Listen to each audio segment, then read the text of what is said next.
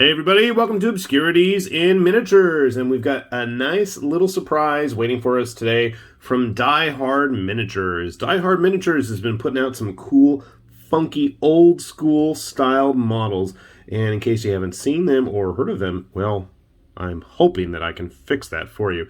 So anyway, most of the models, if not all, I'm pretty sure, are the brainchild of one Tim Prow, which you might know if you've been around in the hobby scene long enough, as he is responsible for quite a few classic Warhammer sculpts, among other things.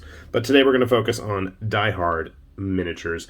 So they had a Kickstarter a few months back for a set of mages and the things that they bring to the battlefield. So I went ahead and they had a really funky one that I had to get my hands on, and that was Seladon the Wrathful, which is a mouthful, but it's going to be a handful too.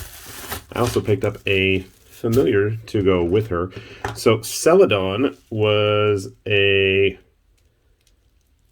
mammalian-breasted, six-armed snake necromancer, because reasons. And, you know, this is the minor death, I believe, what is our little familiar friend called. His book here. Obviously, we will take a moment to put all this together. Seladon herself.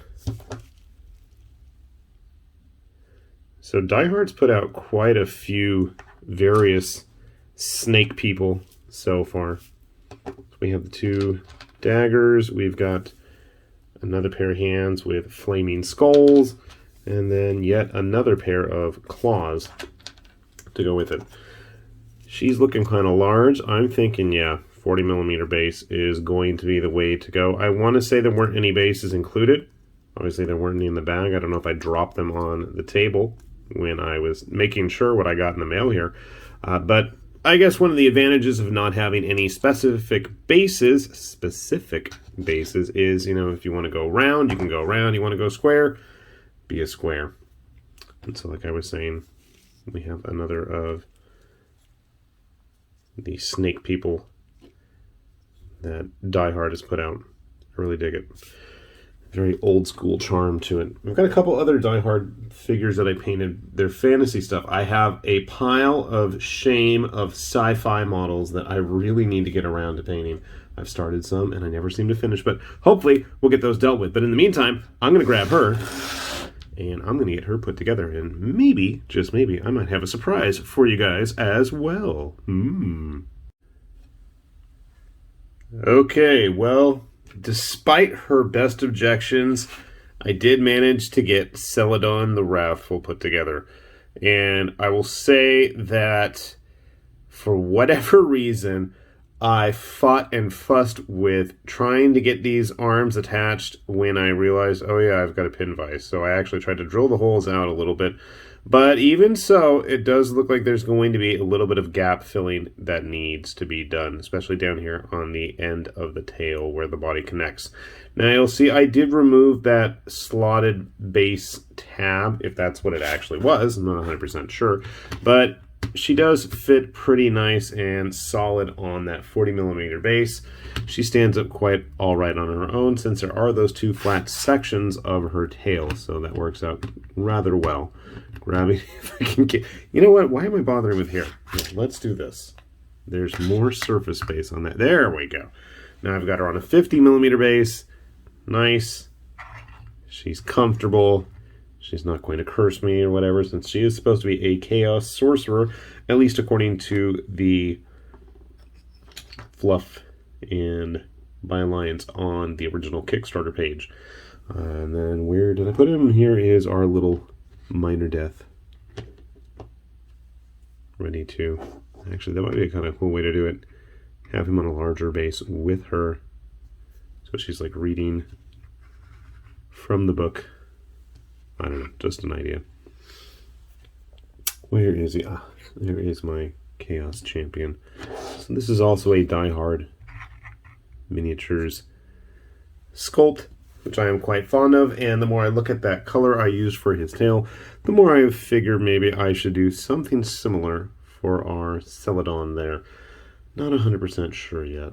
Grabbing a more humanoid figure. I know I've painted a few more of the Chaos Warrior types that Diehard have had sculpted, but I don't know where I put them.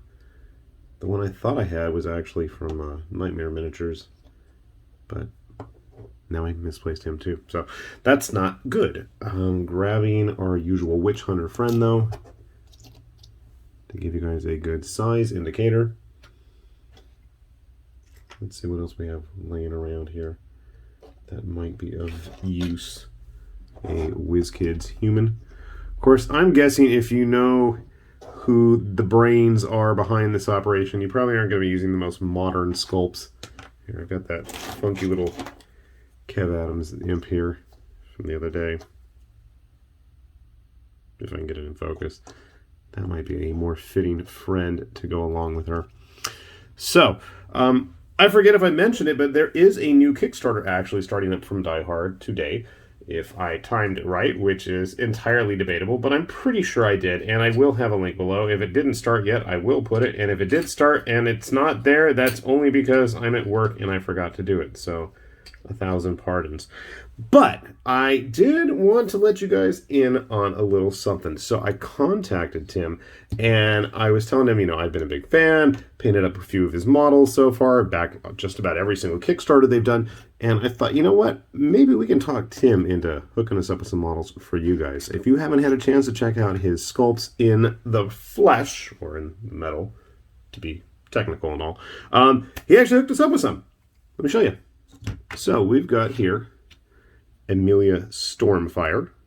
I have not clipped or trimmed anything there. I just stuck it on some blue tack. And we've got a little fire imp to go along with her, who also has a pair of wings, which are going to attach to his back.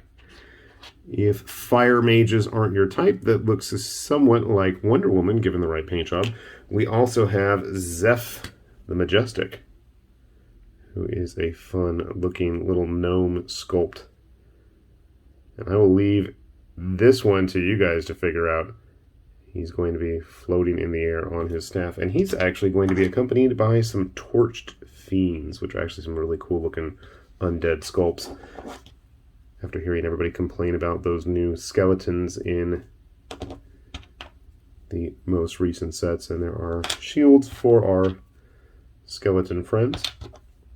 I don't believe these are actually the same sculpt. Similar, but not exact. And then the way cooler dude, heaving the axe. They are on fire, so keep that in mind. So, here is the deal. If you're interested in either mage and their minions, or their familiar in this case, put a comment down below for us and tell us, what would you plan on using either of these mages for? My only catch is that I will ask that you have hit that subscribe button, because we want to get those numbers up, and we're going to get more eyes on that recent Diehard Miniatures Kickstarter as well. I will announce the winners in approximately 1 week, so not this coming week, but the week after. We will let you guys know who are the lucky recipients. So again, let us know down in the comments below which pair you're after and what you plan on doing with them. Amelia or Zeph. So I will leave that to you, and I am going to leave some links down below. Check out Diehard's site. Shipping is quite reasonable for overseas, especially if you're in the States like me, especially if you're going to order a pile of figures, because why would you only want to order one, right? Right. So take a look, and hopefully something will strike your fancy. This has been High Lord Tamberlane with Obscurities and Miniatures, saying thanks for watching, and we will see you back here soon. Bye-bye.